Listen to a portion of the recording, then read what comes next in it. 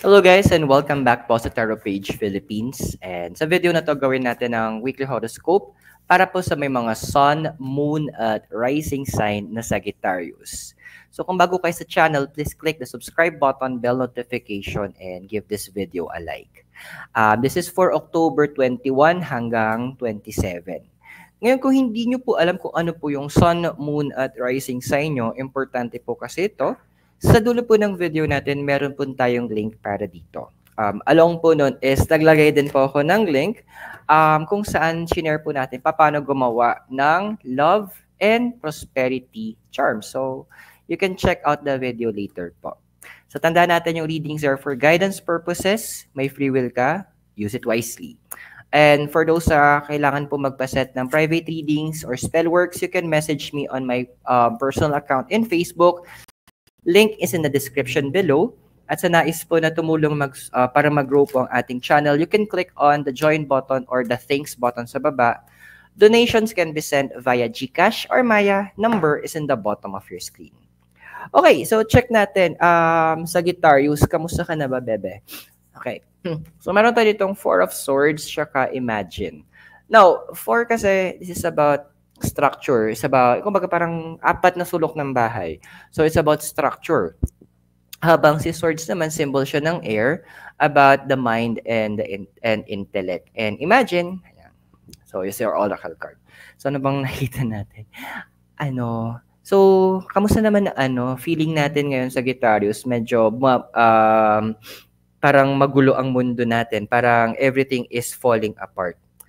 Normal yan. Don't get scared that it is happening.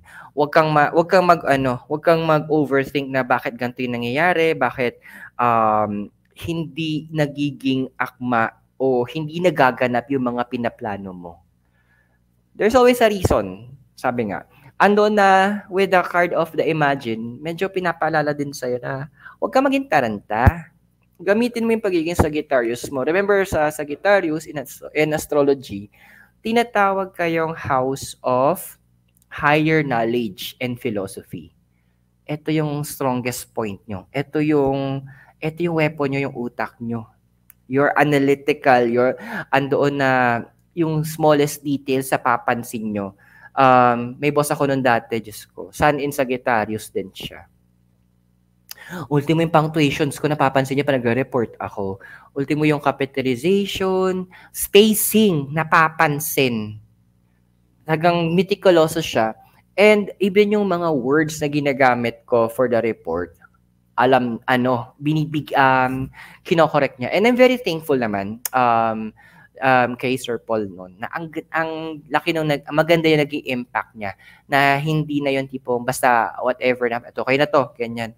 Kumbaga, binild niya sa akin yung parang kailangan kay standard ka din when it comes to the reporting, kumbaga in corporate setting, yung reporting part na yon. So same thing with you.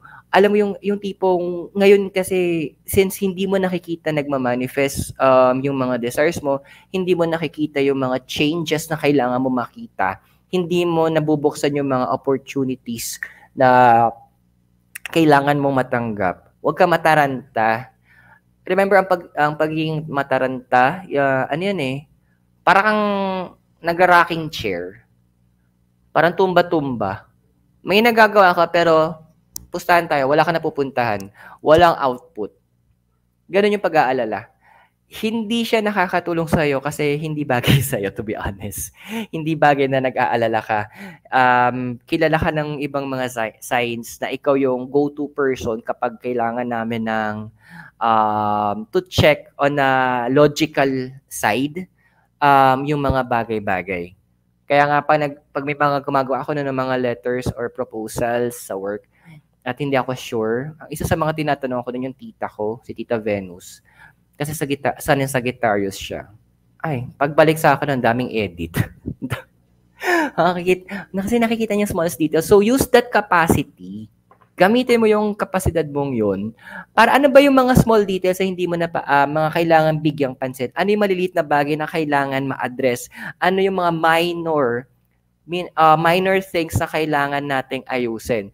You focus on that. Kumbaga sa halaman, kung papatay mo yung damo, Wag lang tabas ang tabas ang damo. Hanapin mo yung ugat. Doon mo patayan para hindi na tumubo. Doon mo bunutin, doon mo ibigay yung force mo. The minor things sa akala natin na minor lang naman yan Dedma. No. Yun yung mga root cause, yun yung mga nakakapuwing Kumaga, yun yung mga doon nagsisimula yon. Parang sa anay, 'di ba? Isang anay lang 'yan, maliit lang 'yan. Minor lang 'yan. Minor lang sa ngayon, but eventually it will cause a problem. It will create a bigger problem. Yun yung gustong ipaalala sa'yo ng universe at this point, that you need to address yung mga bagay na yon and use your capacity as a Sagittarius para mapansin mo yung mga maliliit na bagay. Ano ba yung nagko-cross kasi sa'yo? What's crossing you? So we have here is a Nine of Swords, tsaka Milk and Honey. So 9 kasi is about sacrifice, tungkol na siya sa higher knowledge. Habang si Swords naman about air, about the mind and the intellect. Burnout, Sagittarius, yun yung nakakuha ko dito. Parang masyado ka na-focus doon sa effects nung mga nangyayari at nababurnout ka na nakakagawa ng paraan. Ano kaya iba sa inyo? Andoon na nagkakaroon ng moments of procrastinating, parang ganito, higa na lang, cellphone, daming problema, ganyan. So, may naging good results ba yon? Meron bang na-deliver na magandang bagay para sa'yo? That's the question Kung oo, then tuloy mo siya. Kung wala, make the necessary changes. I-apply mo yung mga kailangan, i-change mo yung course sa ginagawa mo. You are with the Nine of Swords, pinapakita sa akin dito na hindi mo na bibigyan ng tamang atensyon yung mga bagay to unlock the blessings ng Milk and Honey. May iba sa inyo, nakikita ko lang dito, na at some point, may sabi natin, mapagsasabihan, mabibigyan ng gantong lesson. Pero pag hindi na na-remind ulit, bumabalik na naman, backslide na naman doon sa dating ugali. Sagittarius, you should be the one na nagbibigay ng advice sa sarili mo. I trust that you are matured kasi you are the house of philosophy and higher learning. With the emphasize natin yung higher learning. Andun yung capacity mo, andun yung gift mo. Gamitin mo yon, ginagamit mo siya para sa ibang tao, ginagamit mo siya before for your career, ginagamit mo siya for business. Gamitin mo sa sayo. Gamitin mo sa sarili mo. Gamitin mo na ikaw yung magbe-benefit. Walang masama na gamitin mo yung gift na yon sa house mo para sa sarili mo. In the first place, binigay yun sa'yo gift nga yun sa house mo. So you have the capacity, you have the right, may karapatan ka na i-bless mo yung sarili mo with that gift. Tingnan natin, ano ba yung desire card mo. So, meron tayo itong Knight of Wands and Fates. So, si Knight kasi is the younger male energy. Wands is about fire, about passions. Ayan, and then Fates. So, saan mo gustong pumunta? Kasi in addition pa pala, ang Sagittarius, besides sa higher, about philosophy and higher knowledge, ayun, makakati ang mga paa nyo talaga. In general, mahirap mapirme sa isang lugar. Pwedeng physical, na hindi ka napipirme sa isang lugar, or andoon na hindi mapirme utak nyo, as in talagang for the movement, ang daming kailangang isipin. Kumbaga, you're planning ahead of yourself. Wala mo masama.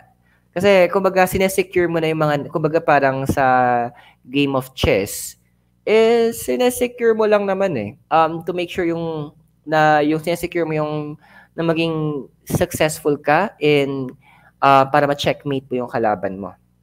So, this card yung napakita dito. Some of you guys really wants na umalis muna doon sa environment kung nasan sila.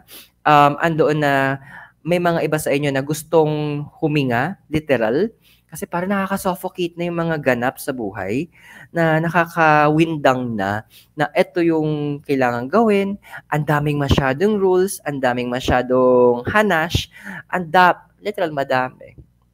And andun yung point na with the card of fates, naghahanap ka din eh. Parang gusto mo itanong, am I on the right track? Nasa tamang daan na ba ako? Or am I doing the right things? Yun yung mga questions mo eh.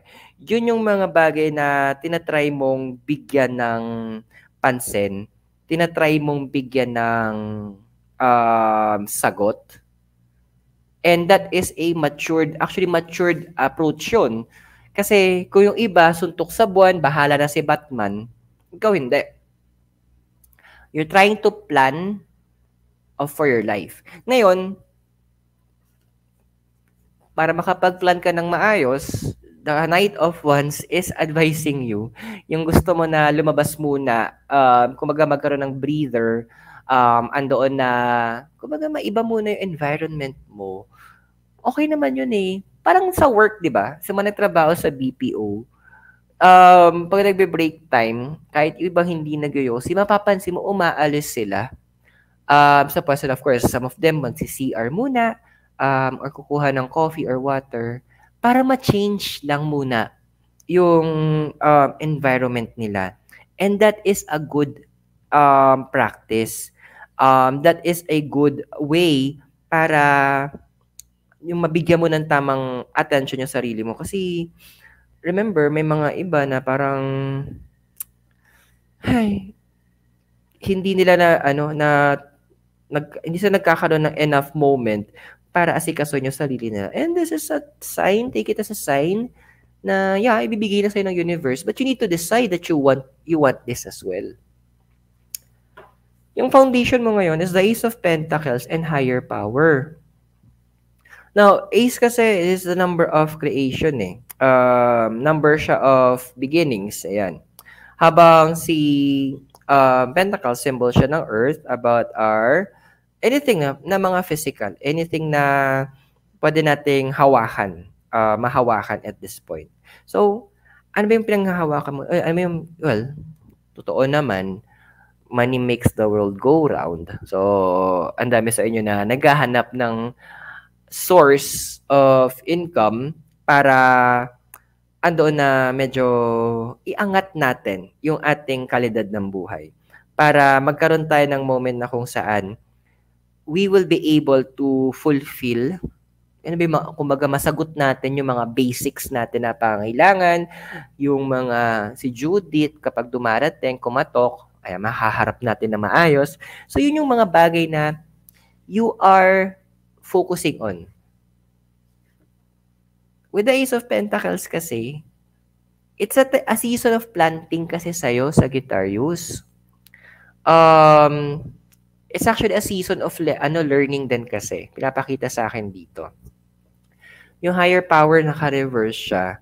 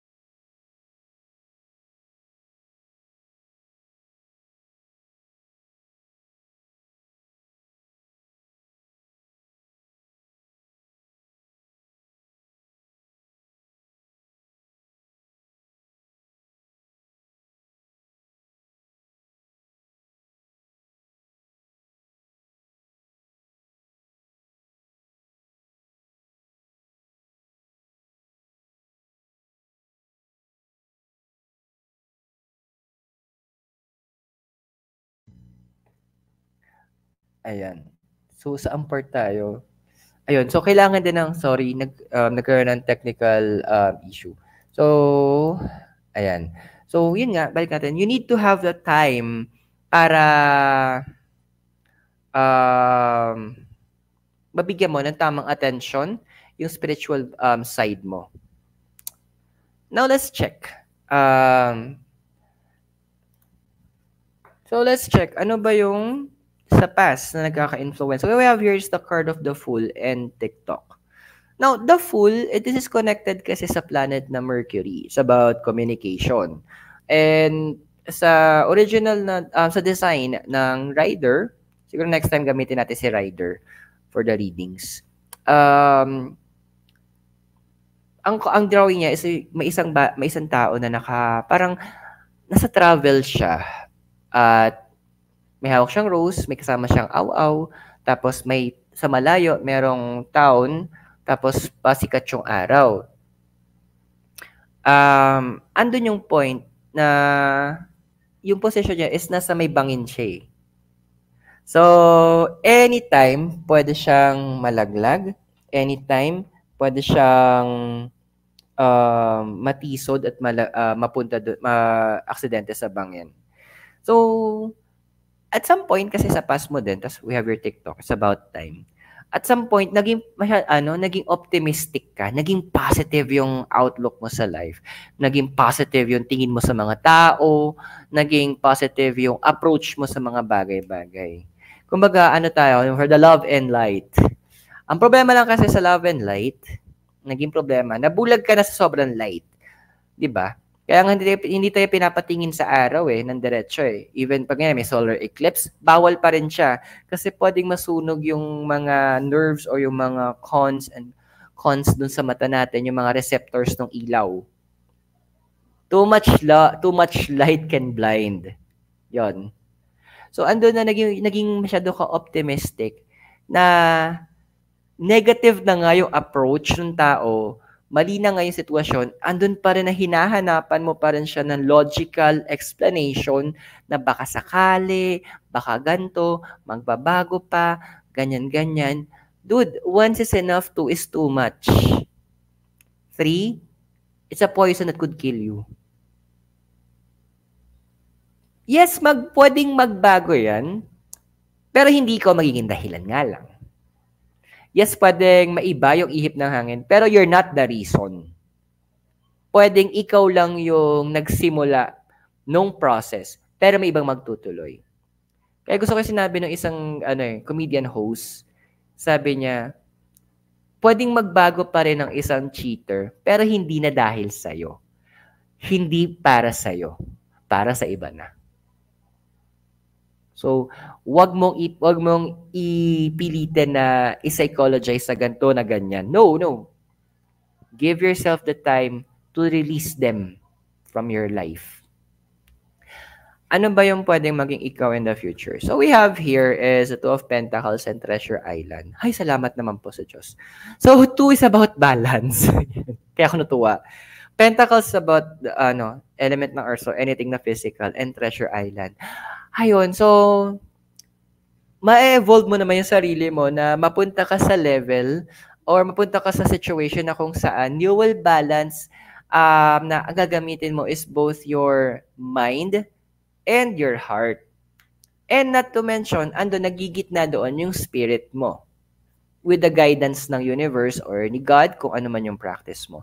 So, ang nakakatawa with the Treasure Island, yung mga bagay in terms of finances in the past na medyo hinahabol mo, medyo unti-unting babalik sila. Unti-unti nakakatok sila sa'yo. Unti-unti nalalapitan ka. Kasi kumbaga, yung promise ni God sa Book of Haggai, kay Prophet Haggai, sabi niya doon, the glory of the new house will be greater than the former house. Yung kaluwalhatian nung bagong bahay ay hihigitan pa yung kaluwalhatian ng dating bahay. So magkakaroon ng restoration talaga na parating sa'yo, Sagittarius, which is very necessary kasi ang dami nawala sa'yo. So this restoration based ito sa card and time frame na nakikita ko It could occur from this point hanggang siguro mga latter part ng November. So medyo malaki-laki yung time frame. And mahaba-haba yung time frame para medyo mabago mo, mabalance mo yung sarili mo. Mailagay mo yung posisyon mo doon sa point na you are using both your mind and your heart at balanced by your spirit. Let's check ano bang meron sa physical, emotional environment mo, hopes and fears, your possible future, and ano bang message ng deities para sa'yo. Your physical environment, 5 of Wands and here and now. Stock up. So, kaya pala sa mga burnouts mo yun, no? Kasi 5, this is about actions to eh. Fire is about, Wands is about fire, about passions and energies. Andun lang na parang nakakaramdam ka na parang unlimited, medyo limited yung resources, limited yung galaw mo, limited yung mga pwede mong magawa, limited yung mga bagay-bagay about yours na pwede mong ma-reach out. Sabi nga nung yung isang kasabihan, if life gives you lemons, make a lemonade. Kung ito lang yung meron ka ngayon, make the most out of it. Kumbaga, i-utilize mo, be creative. Kumbaga, hayaan mo yung creative side mo ang medyo mabuhay this time. You're stuck up, sabi ng here and now. Then, think of other ways kung paano mo ma-maximize yung oras mo. Expand your connection. Expand your territory. Expand mo yung knowledge mo. Ang daming possible things na pwede mong gawin to maximize. Tama na yung mga siguro, sorry sasabihin ko, Sagittarius, pero tama na yung pa-scroll tayo sa social media. Tama na yung masyado tayong nagpapaka-emotional doon sa mga bagay-bagay na wala sa atin. Oo nga, wala pa tayong magagawa sa ngayon kasi nga wala eh. Pero ano ba yung meron ka? Doon ka mag-focus ngayon. What do you have?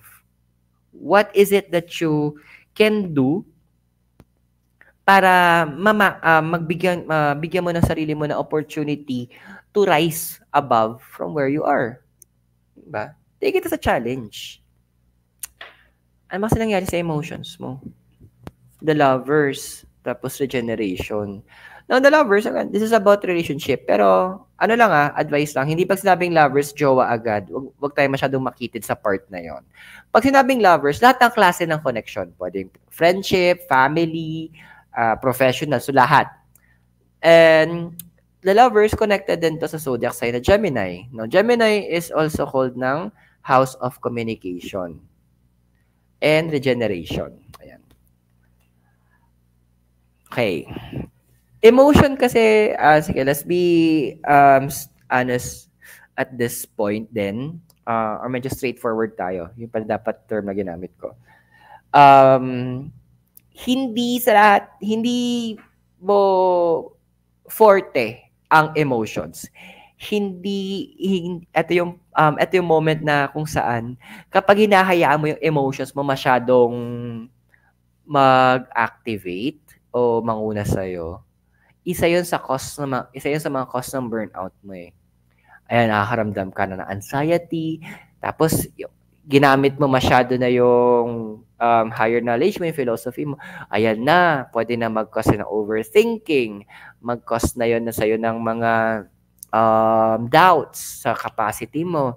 Andun na i-entertain mo na masyado yung mga negative thoughts. Kalma lang. Huwag ganon. What the card is saying with the card of regeneration, kasi naka-reverse siya eh. Discipline mo yung self mo. Siguro, pwede kong i-advise, you can do breathing exercises. So, for 5 seconds, siguro start mo sa mababa muna, 5 seconds. Inhale sa ilong, 5 seconds. Then, kapag andun na feel mo yung lungs mo, hold your breath. Siguro bilang ka ulit 5 seconds. Yung pagbibilang hindi 1, 2, 3, 4, 5. Wag ganon. 1, 1,000, 2, 1,000, 3, 1,000. Ayan, yun yung interval nun eh. Then, exhale ng dahan-dahan, controlled. Pero sa bibig, parang, You control. Yun yung isa yun, pwede siya makatulong sa'yo para makontrol mo yung emotions mo. Makontrol mo yung emotions mo. Kumbaga, ikaw yung maging in control, literal, ng sarili mo. Ikaw yung maging, sabihin natin na, master of your ship, the captain of your soul. Ganun siya kasimple. Actually, hindi siya ganun kasimple. Sa una, hindi. Pero, of course, practice makes perfect. And as you practice it, it becomes a part of you, so it becomes a behavior. Dahan-dahan. Take your time. Pero huwag na masyadong matagal, ha? Ano ba yung hopes and fears mo? So, we have here the Two of Swords and Soulmate. So, 2, this is the number of balance. Tungkol din siya sa partnership. Sword, it's about the air, about the mind, and the intellect, and soulmates. Okay. Your hope, isa sa mga hopes na nakikita ko dito is sana may tumulong sa akin. Sana may magbigay ng proper attention sa akin. Sana may mag-extend ng help. Yung fear mo is wala with the card of the soulmate. Why? Bakit hindi sila nag-extend ng tulong? People tend to help people who wants to help themselves. Tagalogin natin. Ang mga tao, madalas, ang tinutulungan nila, yung mga tao na gustong tulungan yung sarili nila. Naghahanap kasi minsan ng mga tao ng consistency. Naghahanap sila minsan na andon na kapag binigyan nila ng konting tulong, gumagawa ng paraan din yung tao. Huwag kang masyadong malos sa sarili mong pag-iisip. Huwag kang masyadong maging lost doon sa mga negative thoughts, yung mga what if mo. What if pa rin yun? What if pa lang sila? Bakit kailangan na doon ka mag-focus? So, kung sabi natin, posibleng mangyari nga yun, yung negative thoughts mong yun, then why not mag-isip ka ng plan na kung sakaling mangyari yun, ito yung course of action mo. May backup plan ka. Huwag ka magpalamon doon sa mga what if. Huwag ka ma-burn out doon sa part na yun. Kasi kung doon ka na magfo-focus, wala na. Talo na. Ang ending nun, game over ang ending natin doon. Kasi it will cause na babagsak na yung emotions mo, yung drive mo, yung inspiration. Sunod-sunod na yun. It will be a domino effect na. Yun ang iniiwasan natin sa Sagittarius na mangyari. Because what I'm seeing here sa future mo is the Queen of Pentacles and Happy. Queen is the older female energy. Pentacles about the earth, about the mind, and about the physical environment. Pero since it's a queen, so it's also about emotions and happy. Kung papansin nyo sa Sagittarius, every time na yung emotions nyo is tinitrigger nyo genuinely para maging masaya, nagsasimula yung mga opportunities. Pero tuwing sorry sa term tuwing nag-iinerte, mali yung term eh. Ayun, so siguro gamitin term, tuwing hinahayaan nyo yung emotions nyo ang mangibabaw, especially yung negative emotions, nagsasara yung mga pintuan sa inyo. The universe is right now telling you, nakakonect yung emotions mo sa mga opportunities. There will always be, may mga paraan lagi para to find that happiness. Hindi mo kailangan maging magastos para gawin yun. Hindi mo kailangan na kung saan magpupunta. You know what, even yung i-trigger mo yung mga good memories na meron ka, that can help to start that positive energy. Meron yung napanood ko sa isang documentary, yung Metaphysics, sabi doon, isang speaker, is the attitude of gratitude. Kaya nga, binanggit din yun ni Paul sa letter niya, kung tama ko, letter to the Thessalonians, in everything give thanks. Sa lahat ng bagay magpasalamat ka. The mere fact na humihinga ka, the mere fact na papalabot tong video na to, that means you have that chance. Para, meron ka, kumbaga blessed ka pa rin. You're still here. Be grateful. And as you start being grateful, you andoon na charge mo yung emotions mo with the goodness of the universe. And that will open doors that will call upon para sa'yo opportunities to make things better for your life. Ang message ng deity will be coming from Venus, the planet Venus, or goddess Venus. Beauty, value, and the wish to love. Naghanap ka opportunity, then give yourself the opportunity. Kaya ba, naalala mo yung kanta ni Whitney Houston? Yung learning to love yourself, it is the greatest love of all. Kasi, totoo naman eh. It's hard to love other people kapag sarili mo hindi mo mamahal. Parang bahay lang yan eh. Ang hirap magpapasok ng tao o magkaroon ng bisita sa bahay mo kapag ang gulo ng bahay mo. Kasi nakakahiya. So same thing with this. It's time that you do some self-care. It's time for you to start being thankful kung ano meron ka. It's time, sabi ni Venus, na maximize mo kung anong meron ka. Huwag kang hanap kung anong wala ka. Wala nga eh. Doon tayo kung anong meron. If life gives you lemon, sabi, then gumawa ka ng lemonade. And lemonade, diba ginenta siya, it produces finances. Same thing with you. Ano yung meron ka na pwede mo i-maximize para pwede mong gawin into something that is monetary. So I hope nakatulong yung readings sa'yo at tandaan yung mga readings. They are for guidance purposes, so use your free will wisely. So kung bago kayo sa channel, please click the subscribe button, bell notification, and give this video a like. Kung kailangan nyo po magpa-schedule ng private readings or for spellworks, you can send me a message in my personal account in Facebook. The link is in the description below. At sa mga gusto pong support pa para lumago po ang ating channel, you can click the join button sa baba or the thanks button. You can also send donations via GCash or Maya. The number is in the bottom of the screen. So, Sagittarius, maraming salamat sa iyo. God bless, Namaste, Hare Krishna, and blessed be. At naway magkita tayo very soon. Mula po dito sa La Trinidad Benguet, kasama po si Mikay Nudo sa kanila patulog. You have a great day. Thank you, and I'll see you very soon.